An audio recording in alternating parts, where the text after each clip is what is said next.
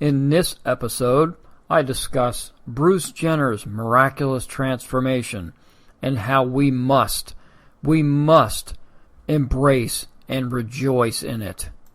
And also, the Donald is back in the headlines once again with his statement about John McCain, today on The Common Constitutionalist.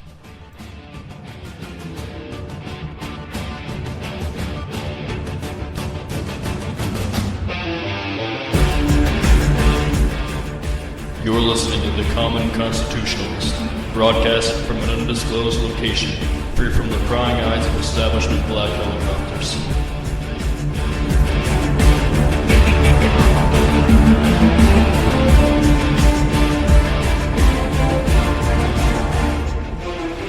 Alright, so who doesn't think that this whole Bruce Jenner thing, I refuse to call him, he, she, it, whatever she wants to call herself, it wants to call herself. As far as I'm concerned, it's Bruce Jenner, period. But more and more to me, this is looking like an orchestrated event. Maybe Bruce Jenner thinks he's a woman, maybe he doesn't. I don't know. I don't care. It doesn't really bother me one way or the other. It's his life, her life, its life, whatever. But it's ridiculous.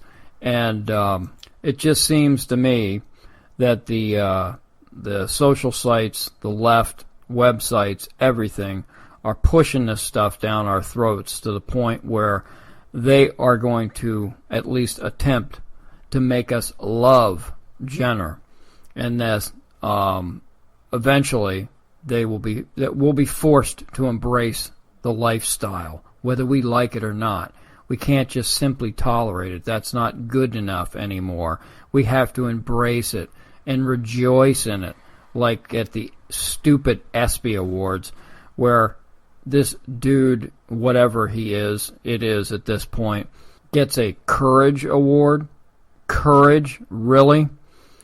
And now it's come out that both Instagram and Twitter have hidden the hashtag Caitlyn Jenner after the ESPY Awards due to the hateful and abusive comments the former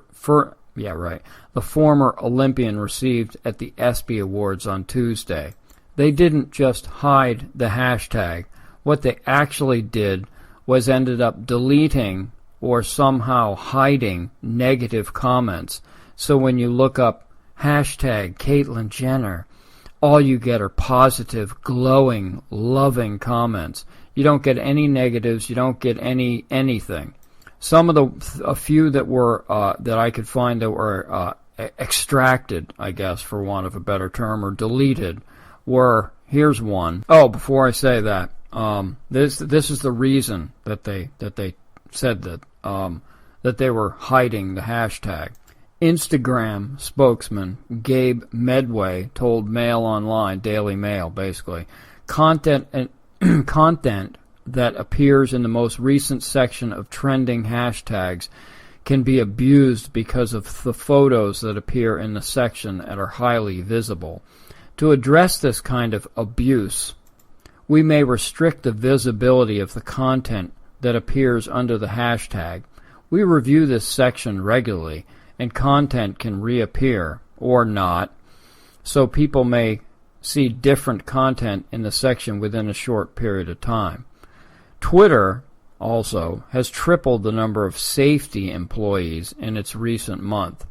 So basically, this is like this is the thought police. They are going to force on the public what they want the public to see. Period.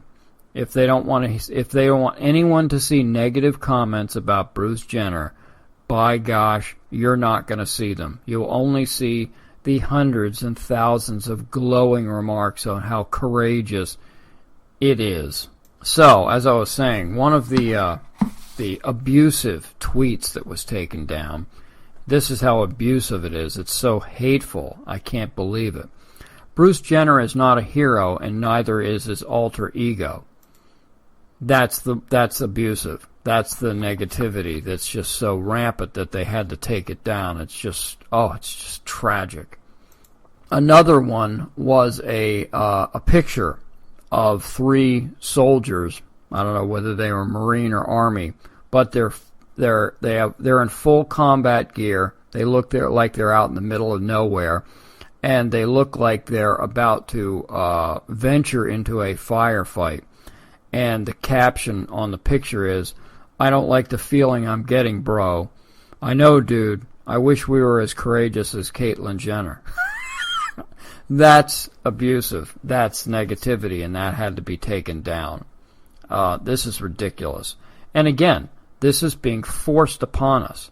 This lifestyle, this character flaw. I don't know however you want to classify this nonsense, but it is literally we are being forced to embrace and to love the lifestyle. Not just tolerate it. We must embrace it. We must celebrate it. There's a young man, probably in his 20s by now,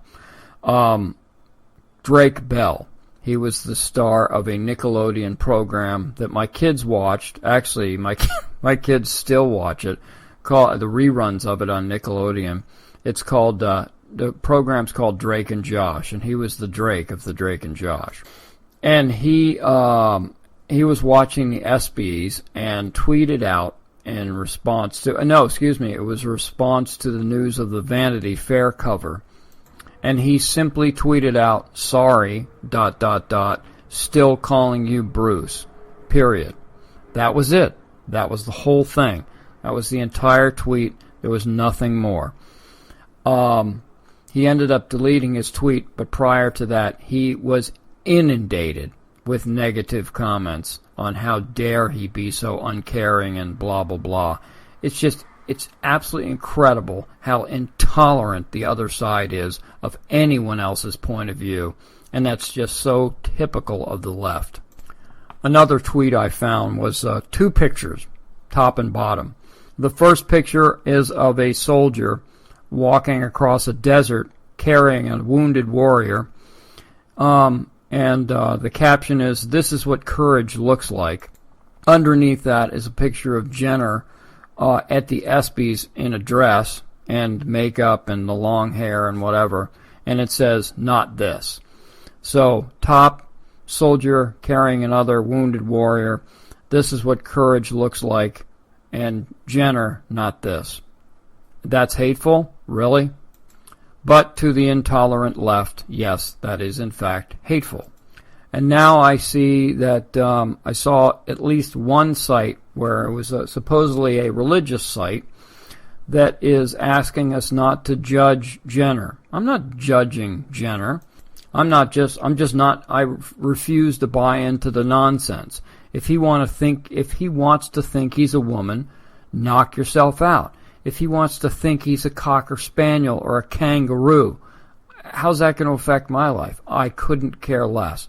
If he wants to have a pouch surgically attached to his stomach and carry a joey around, I couldn't care less. It doesn't matter to me. It won't affect me one iota. But I refuse to embrace and swoon over this. But this religious site, it basically, bottom line, said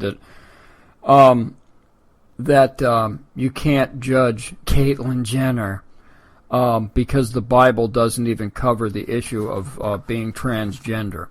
Of course it doesn't cover the issue of being transgender because it's phony.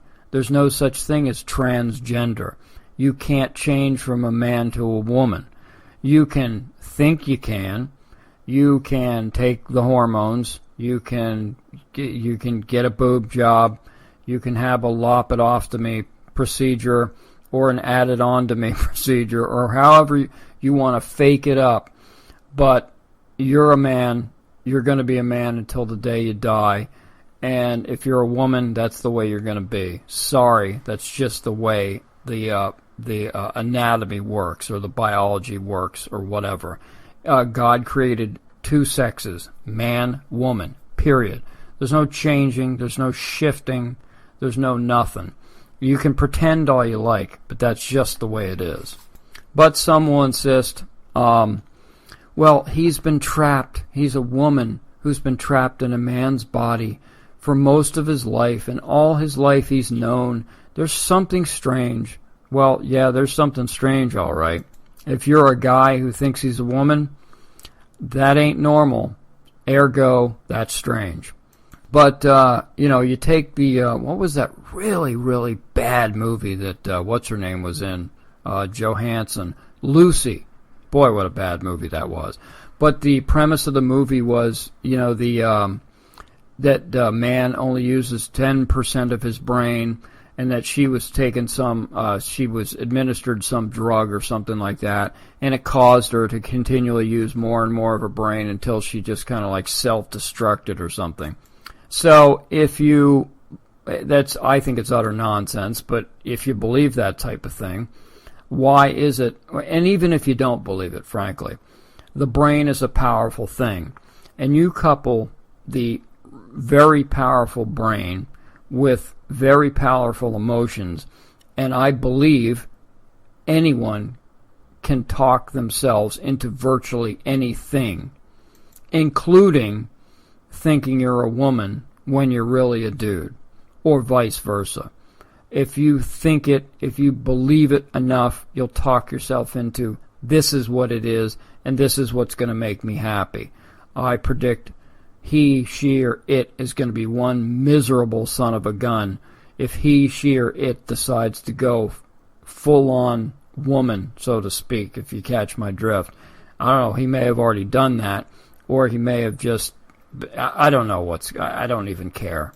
All I know is that this is a full-on frontal assault toward the right, toward conservatism, towards normalcy, that we have to fully embrace this lifestyle, or we will be shunned by the rest of society, so to speak. And that's the real shame of it, is they simply, those on the left, the radicals that push this lifestyle, any kind of alternative lifestyle, can't just let the rest of us be. We have to comply, no matter what. We must accept that lifestyle. We must embrace that lifestyle. And we must rejoice in it like they are. I don't know. I don't know where all this is going to go before it all melts down and resets or something. But it's getting so silly. It's just ridiculous.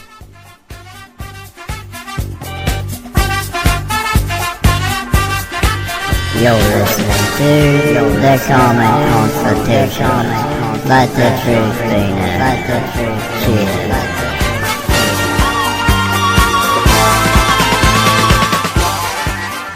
So the Donald is at it once again. The Donald being the Donald. This guy is a piece of freaking work, man. I'll tell you what. So anyway, last weekend Trump held a rally in Phoenix, Arizona, the hotbed of illegal immigration, or one of many hotbeds of illegal immigration. And he attracted his usual thousands of people, big crowds, the way Trump's been doing. Everybody wants to hear what he's got to say next. And, what are you going to do? It's entertainment, man. That's what it is. And he actually had on stage with him a father of a man who was killed by an illegal immigrant. And that grew huge, got huge applause over that gesture, so to speak. But one that wasn't so thrilled about having the Donald in his state was Senator John McCain, the Maverick. McCain said, "It's very bad. This performance with our friend out in Phoenix is very hurtful to me, because what he said was I don't know, because I didn't read it right. Let's start again, shall we? Because what he did was fire up the crazies." This is the same dude, the same old fool who called Ted Cruz and Rand Paul wacko birds, if you recall correctly. So basically, pretty much anybody that doesn't toe the John McCain establishment immigration line or any other establishment line gets called out by the senior senator from Arizona. Senior is the optimal word here. And he has been pro-illegal immigration. He won't say he's pro-illegal immigration, but as the establishment guy, he is pro-illegal immigration. And he's up for re-election in 2016, and he doesn't appreciate Trump coming in there, whipping up the anti-illegal sentiment in his home state, because he's got to get elected. So old McCain is none too happy. McCain added that where's he said here? We have a very extremist element within our Republican Party. Here we go. Anyone who is right of the left of the party is an extremist. A conservative equals extremist. Not that Trump's a conservative or anything. And McCain in the state of Arizona has actually tried to purge the Republican Party in his state of anti-illegal immigration guys, and he said that we've, to some degree, been able to regain control of the GOP in his state. Yay! Way to go, Johnny boy. It'll be just like California if you don't look out. But Trump didn't take this fire up the crazy thing sitting down, as you wouldn't think Trump would do. He did not back down. And on Saturday, he fired back at Mr. McCain. Let's see. Trump, he was speaking at an Iowa Family Leadership Summit, told McCain, "I like people who weren't captured." He was a war hero because he was captured, said Trump. I like people who weren't captured.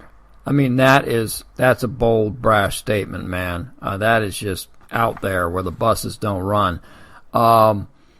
Naturally, his comments were booed by the audience, as they should have been. And it obviously ticked off virtually all the other Republican candidates who, within a half an hour to an hour, all tweeted out. Not all of them, I don't know who was left out, but Perry and a bunch of others tweeted out how abhorrent the statement was by Trump. And it was pretty pathetic, I gotta tell you, man. But Trump he doesn't know how to muzzle himself, man. And most everybody knows of McCain's story. He was a Navy pilot. He was shot down in Vietnam, spent 5 years in captivity there. 2.5 years he was tortured, not all 5 years.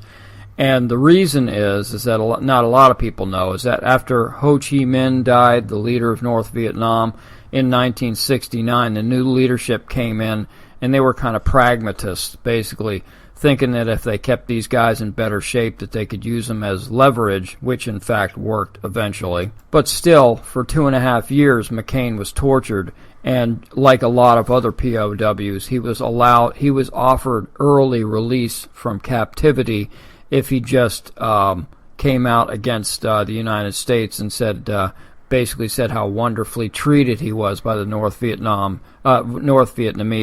And, of course, he refused to do so. He refused to do so also because they would only release the people that would comply and not everybody. And so McCain refused to do so. I personally will never, ever speak ill of John McCain's service to our nation. I will, however, and have repeatedly spoken ill about his service in the Senate, where he's been nothing but a freaking disaster, him and Lindsey Woolsey Graham.